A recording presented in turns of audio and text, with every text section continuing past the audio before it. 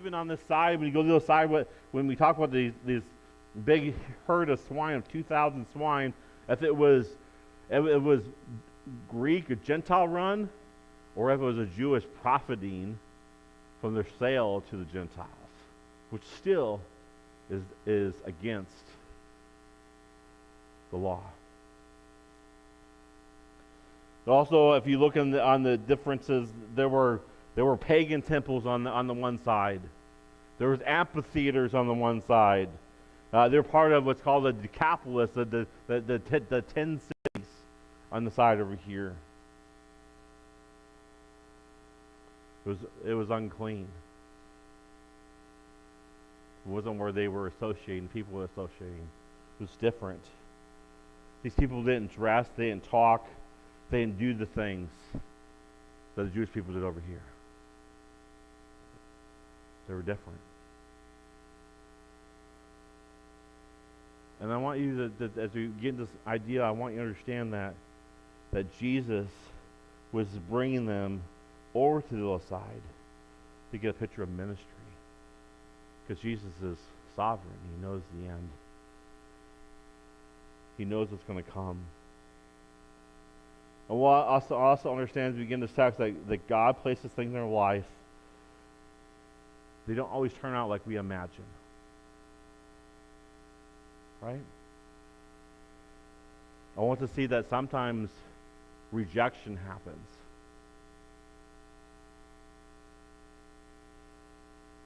And when we study this text, I want to say that sometimes you imagine something's going to happen and it doesn't happen. The end of this message kind of like is not what we expect from this. And that's intended, I think. And it's important for us to understand. So in this passage, I want us to see the different responses of Jesus with the different characters in this passage here. Whether it be with the man, the demon-possessed man, the encounter with talking with the demon, and then talking with the people after it. So let's actually I want us to get us into the thing. So we're going to read verse 41 before we get into the passage here. Verse 44. So chapter 4, 41. This is kind of the disciples' mentality. And what Jesus was trying to emphasize to them and coming to the other side. So verse 41 says, "And they were filled with great fear and said to one another, Who then is this that even the wind and the sea obey him?" Okay? So I want us to understand that the disciples lacked faith and they did not fully understand who Jesus was. They were still learning and growing as they walked with Jesus. And they were struggling with understanding the total picture of who Jesus is. That's a great understanding to have, because it's they're learning and growing, right? A lot of these disciples were what? Were teenagers, were 16, 17, 18 years old. Peter was the oldest. And it's interesting when you study the Gospel of Mark that this is written from the perspective of Peter is writing this, right? As John Mark is writing this under inspiration of the Holy Spirit. So let's pick up our text in verse 1 of chapter 5, and it says this: "They came to the other side of the sea, to the country of the Gerasenes." Okay, so there's different passages. If you look in Luke's gospel or Matthew's gospel, say Gergesenes or So basically, what it comes down, this is the area of Gerasa or Kursi. Okay, so it's central, the southern part of the Sea of Galilee. Steep cliffs there. That's where most scholars believe it's 100% not 100% noted. But that's where most archaeology people will place it at. And when Jesus stepped out of the boat, immediately there met him out of the tombs a man with unclean spirits. He lived among the tombs. Okay? So I want us to understand something. So as soon as that Jesus gets to the other side, the boat rows up to the shore. This man, okay, this demon-possessed man who's been exiled from the city to live in the graveyard, okay? Now these tombs are on the side of the hill, so these weren't tombs that you dig it in the ground, right? These tombs were in the side of the hill like caves. And Matthew's gospel mentions two of them. There probably was two of them, but Mark emphasizes the one. This man sees the boat coming, right? And comes down to meet Jesus. Now we don't know 100% know the motives. We can surmise the motives. You could say that that probably he might have been violent and was trying to scare people away. You can have that argument. I think there was something different. I think God was drawing this man down. And I can imagine, I want you to think about the disciples as this man came down to meet Jesus. Think about this man. This man was naked, probably hadn't showered, scraggly looking, was probably screeching with demons that were possessing him, dirty, stinky, a person that you would not want to associate with. And he came running down. And think what the disciples were like, oh my word, what is this person doing? Right? Because they're all in their clothes and they're like, this crazy man's coming. Right? And we see a little background of who this man was. So we know that he says that he lived among the tombs, and no one could bind him anymore, not even with a chain. Think about that. This man had supernatural strength that no one could control him anymore. Because of why? Because of the demons that were possessing him gave him more strength, that nothing they could put on him would restrain him. He broke out of everything. And that's where they kind of banished him out of the city. And they probably had people that would check on him periodically to making sure he wasn't messing around or messing with people. And they isolated him because they didn't want to associate with him. Even the Gentiles, right? Think about that. The Gentiles did not want to associate. People that were known as pagans did not want to associate with them.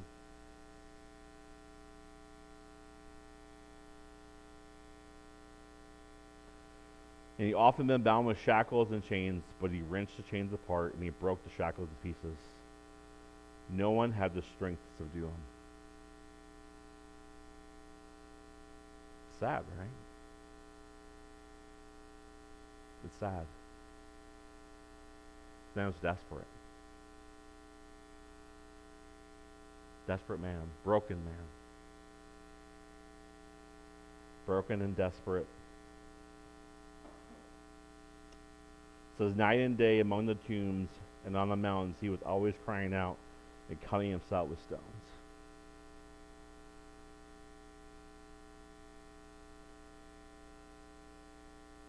It's hard to read. Because of the demon possession, he was screeching, crying constantly, and gashing himself. Blood coming down, cutting himself.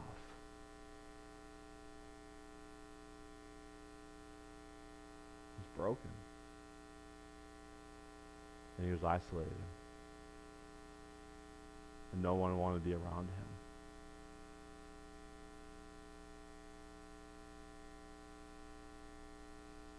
Think about that.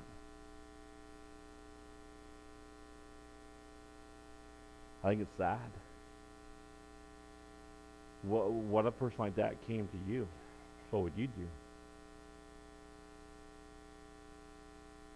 think a lot of us would walk away, right? I don't want to say that, but it would be scary to see. So the natural reaction to this man would be to run away or walk away from him. And that's what Jesus could have done, right? But not our Savior. Not Jesus. Not Jesus. Right? And that's why he sets a great example to not only for us today, but to the disciples who were standing right with him in this moment. Like I said, Jesus, let's get in the boat and let's go back. Go back to the side over there. It's calm. You know, we have a little bit of problems, but now, like, these people over here, you know, it's hard to say that we don't know really the response of the disciples. But they had to be shocked. Right? They had to be shocked.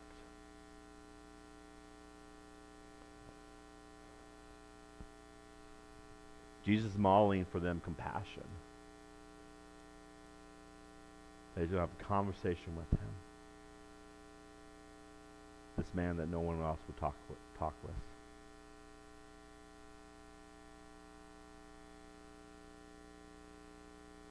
This strong man had no power in the presence of Jesus. Right? No power in the presence of Jesus.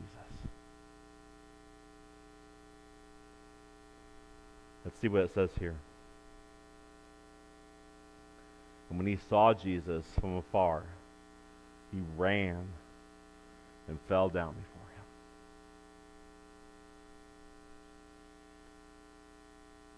He ran.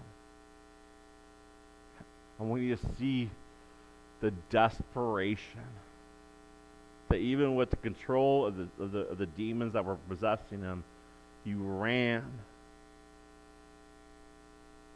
and fell at the feet of Jesus. He knew there was something different about Jesus. He knew. And he wanted that. And the demons recognized Jesus as well. Because it says in Scripture what? Even the demons believe.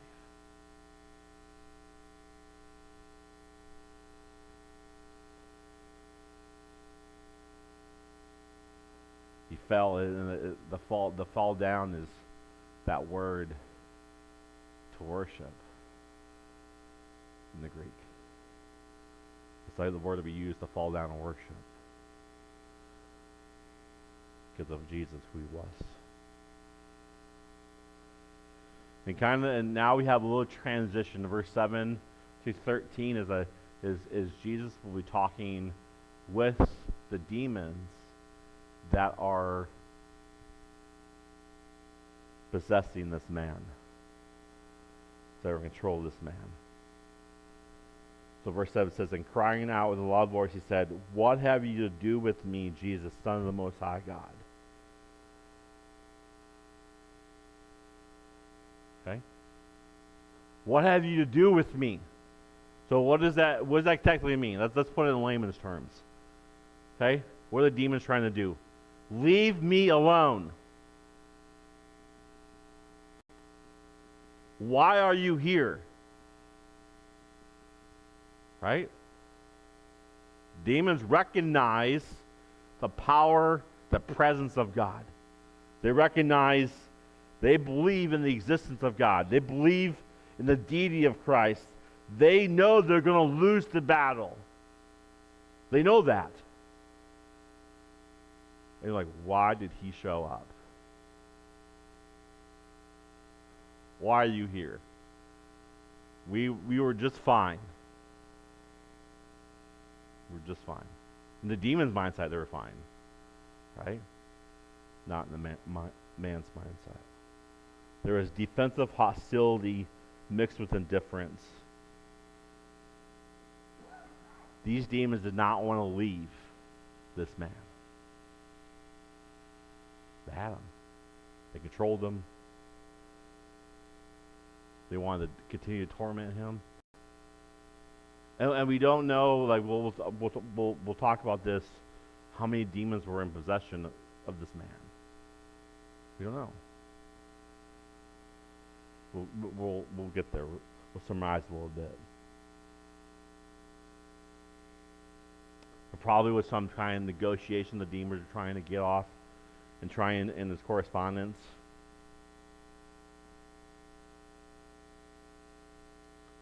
It says there, second thing, so I adjure you by the God, do not torment me. For he was saying to them, come out of the man, you unclean spirit. So Jesus right away will say, come out.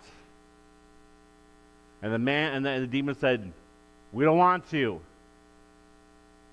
And they wanted to negotiate with Jesus.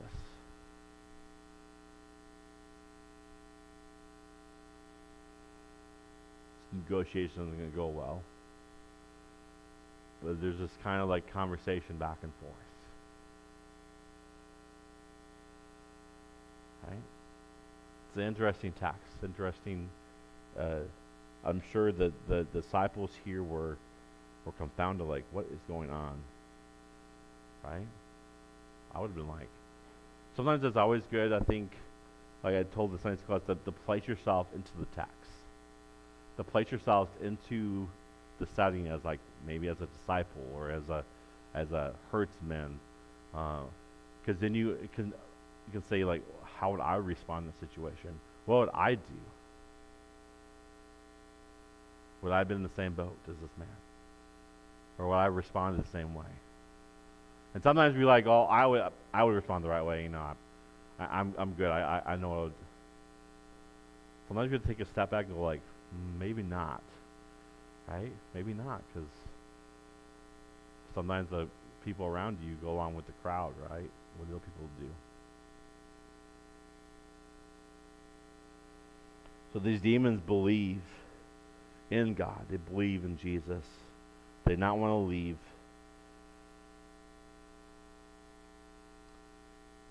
When I was studying this passage, I was thinking about this, that these demons that were controlling this man, they did not want to leave from controlling him. They were trying to do as much destruction as they could,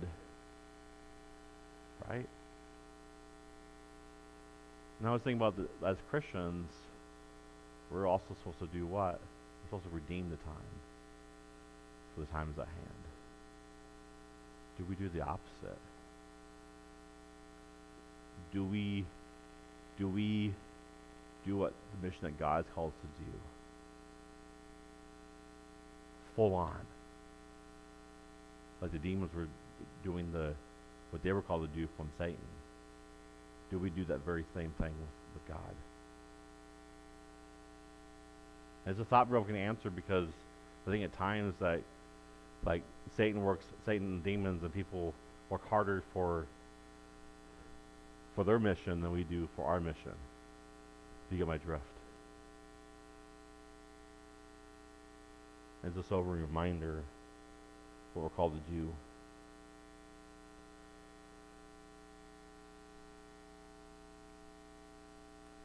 Jesus asked them, verse 9, what is your name? He says, my name is Legion, for we are many. Okay? So let's just think about some things. So we don't know how many demons were possessing this man. We know that if you study the term legion, a legion is a military term. A legion in Roman sense is somewhere between 4,000 and 6,000 to 7,000 individuals. Okay? So was he saying that I'm legion and I'm the head demon and there is 6,000 demons in this man? Could have been. Was he this demon trying to project that we have a lot, we're strong, we're really control this man?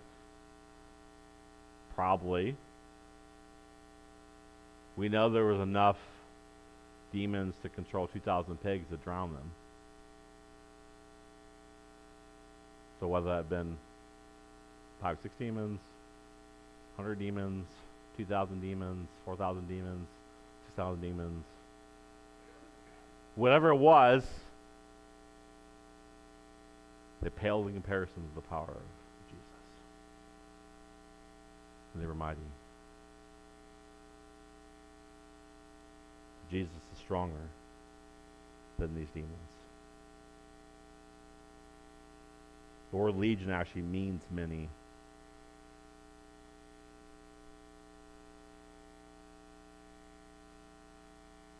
Do you know that in your life that there are battles being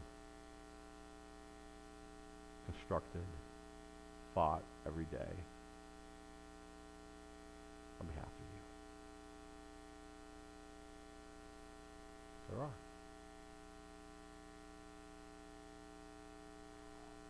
Demons are real. Angels are real. Presence of the spiritual battle is real. We don't see that, but it is real. It is very real. Decisions that we have to make. I'm sure I've been in situations where I had to make a decision, and I was like, you're being pulled, right? Some decisions could be not good decisions, right? And that's what battles being waged on behalf of us in the spiritual world.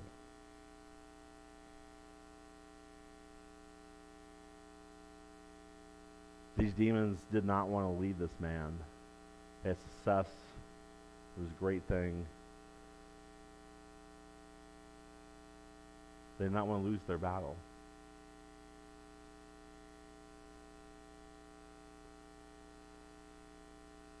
Verse 10, and he begged them earnestly not to send them out of the country. And you say, what does that mean? What is he talking about? Out of the country. These demons did not want to leave the area that they were in. They've been very successful, right? And leading people astray. They don't want to be cast out and back into the abyss and to where they're eventually all going to be at. They wanted to still do their ministry, what they call ministry. To torment, to lead people astray. And they were begging Jesus. Now it says in verse 11, now a great herd of pigs were feeding there on the hillside. I love the side note, right? Oh, by the way, this is why we understand this is different. Because this would never occur on the hillside. No one had herds of pigs. These herd of pigs on the hillside. It's unclean animal. They're classified with the dogs as detestable creatures. You realize that the Canaanites would sacrifice and ate them before their gods. The Greeks sacrificed them at special events. The Old Testament tells us that they're destructive and undesirable creatures. Okay? And think about this account in history. The account of Antiochus Epiphanes. Right? He raided the Jewish temple in Jerusalem, stealing his treasures, setting up an altar to Zeus, and sacrificing pigs on the altar. Right? In the temple. When the Jews expressed their outrage over the profaning of the temple, he responded by slaughtering the Jews and selling others into slavery. He then issued a decree performing the rite of circumcision was punishable by death, and Jews everywhere were ordered to sacrifice to pagan gods and eat pig flesh.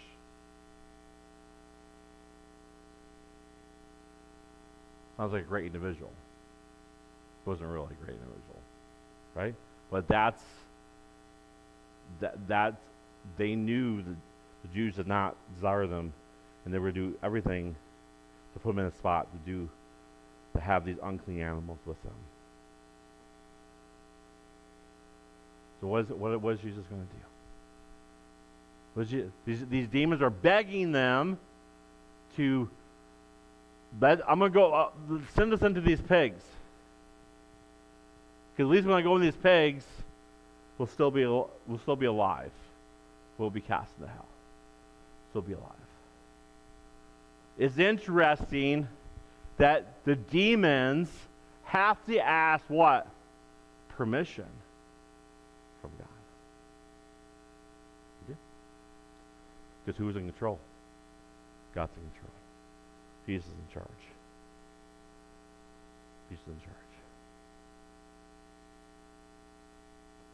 And they begged him to send us to the pigs, let us enter them. And Jesus what? Gave them permission. This would be like, you can imagine standing on the shore. And Jesus said, lead the man, go in these pigs. And these pigs are just sitting on the side, all of a sudden they rush down the cliff. They start drowning in the water. Because pigs can't swim. I don't know if you knew that. They drowned. 2,000 pigs drowned. And you think, well, that's a great victory, right? The demons are cast out. This man is healed. People are going to come to Christ. It's going to be a great account, right? Revival is going to break out. Right? That's both the book, right? Revival is going to break out. Everything's going to be good. Right? Is that how it ends? No. It's not how it ends. That would be great, right? That'd be a great message. But that's not how it ends. That's not the message here. That's setting up for what Jesus was teaching. So what was it? What did he say? It says, he gave him permission. The unclean spirits came out, entered the pigs, and the herd number, about 2,000, rushed down the steep banks in the sea and drowned in the sea. Died, 2,000 pigs. These herdsmen who were in charge of these pigs, they fled. They saw, oh man, they're afraid. They saw this. They recognized who Jesus was, that he had power, and they went and told everybody in the city and on the countryside what happened.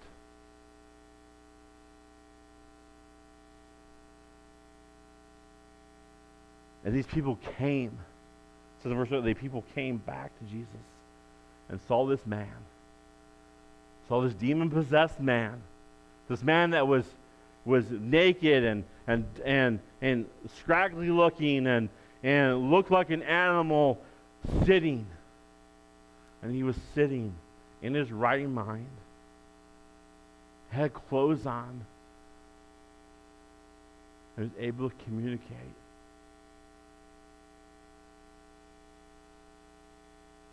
And they should have been, that's awesome. This man has been healed. But that wasn't their response. That wasn't their response. The response was, and they were afraid.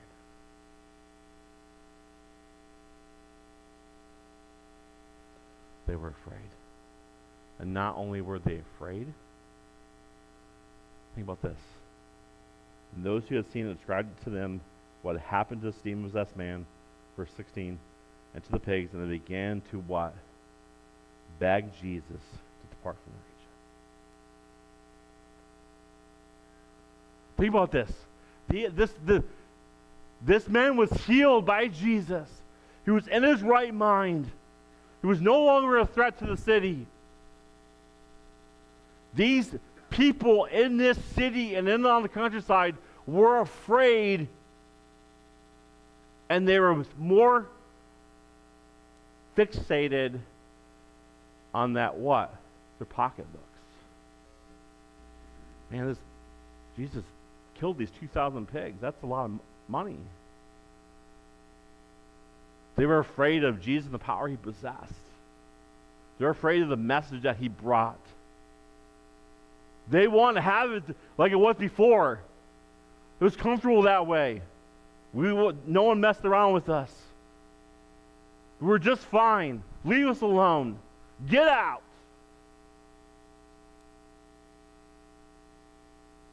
Get out.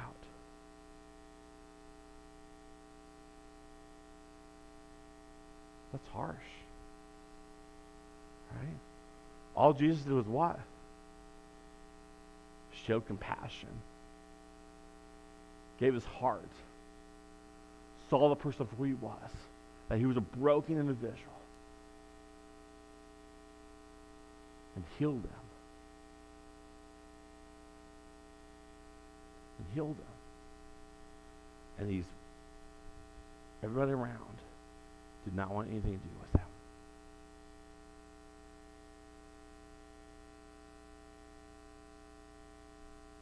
Sobering. You can expect as believers that you will get rejection, right? That you will face rejection. That people won't always like the message that you bring. That the gospel is offensive, right? The message of the cross offends. And the disciples that were standing there with Jesus saw firsthand that that Jesus was the message that he gave was being rejected, that he would be rejected, and that one day they would be rejected. But it didn't take away. The message still had to go out. And I think what the most beautiful part of this message is at the end. Because this man, this demon-possessed man that was healed, that was walking in newness of life, right? He begged Jesus. He said, I want to go back with you. I want to be with you. Right? And that's a natural response. When you come to Christ and you want to be with the Master and you want to learn and teach, and Jesus said what? No. And he's like, what? What's going on? What's going on? Because Jesus is sovereign, and he knows what's going to come. And he knows the end. He knows 20 years down the road. He knows 100 years down the road. He knows that this man who was healed is going to make an impact in where he is at. He says, no, you can't come with me. And what does he say?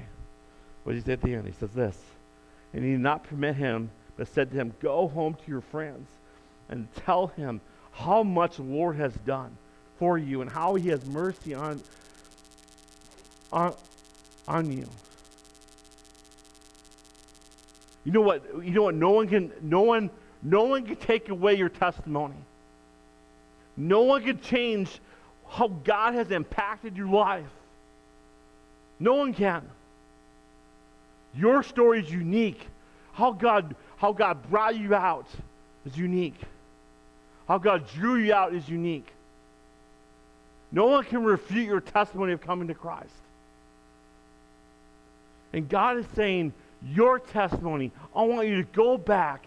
I want you to share it with your friends. I want you to share it with your family. I want you to share it with the city. I want you to share it with the country. I want you to go out and evangelize and do the work of the ministry.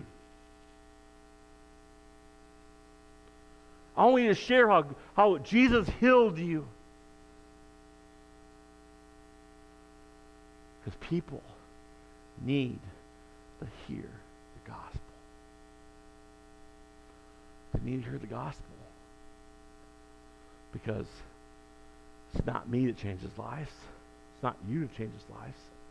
It's God that changes lives. God. It's God that changes lives.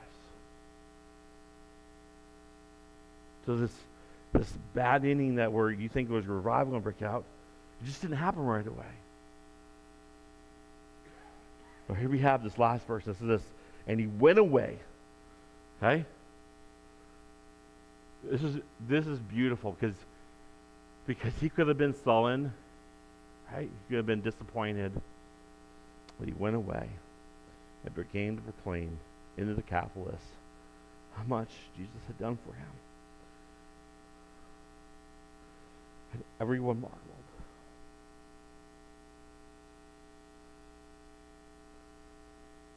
That's obedience. Jesus called him to do the work of the ministry. Right? He did it. He said, yes, Lord. I'm going to obey. I'm going to do that. And I'm going to share. And he was sharing with all different people. Think about this. Let's close. He shared with the pagan. He shared with the forgotten. He shared with the reached and unreached. He shared with the poor, the rich, the working class. He shared with everybody from all walks of life. And it leaves for us a lasting example of what we need to do in our life. That no one is too lost for God. Right? No one is too lost for God.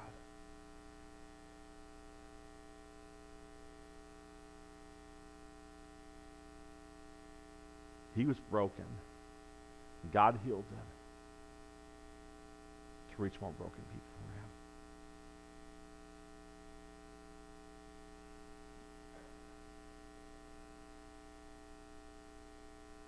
You'll be rejected and persecuted for your faith.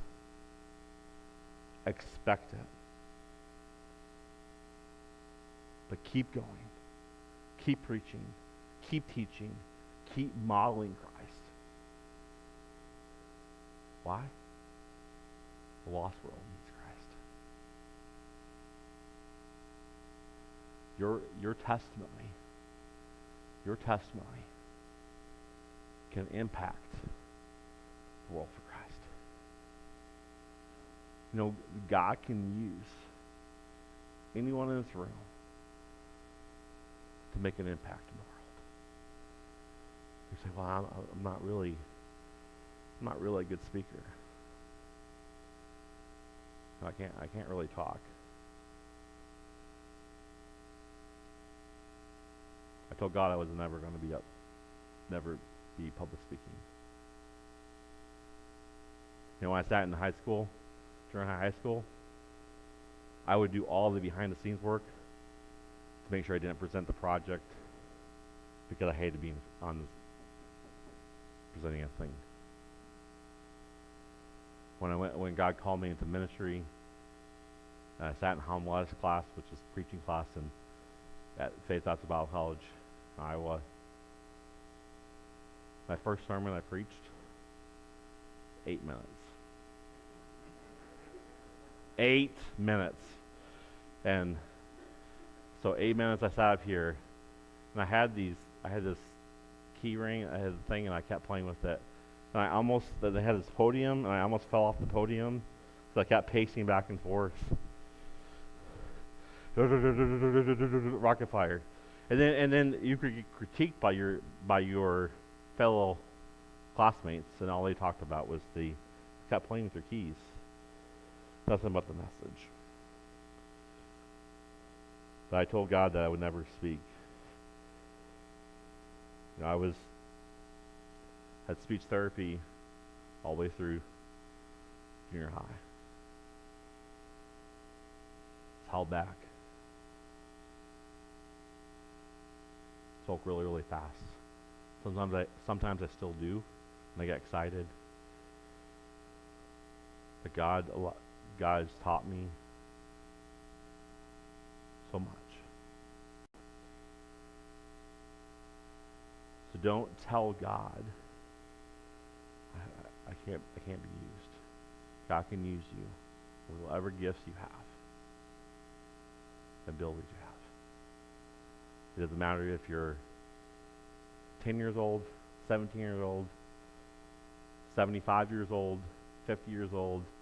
Doesn't matter if you can't speak. Doesn't matter the walk of life you come from. God can use you in whatever state you are for the glory of Him. This passage is a great example of that. Let's close in word of prayer. God, we are so humbled. So humbled to see your passion for the lost. God, that there's people out here in this room that don't know you. May they realize that this man here in this passage who was broken beyond belief, God saw. God broke through. No one is too lost for you, and you know that. God, I pray for those in this room that are struggling.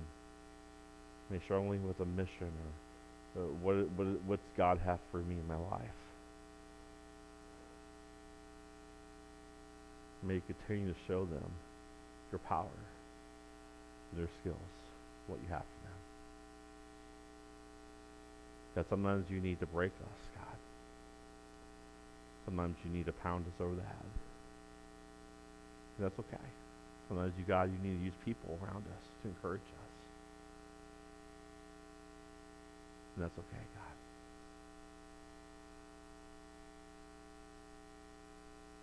God. May you give us a passion to reach the lost. God, I was so encouraged this morning as we sat before Sunday school and we prayed for this church, for this community, for this nation, to know you. That's the heart.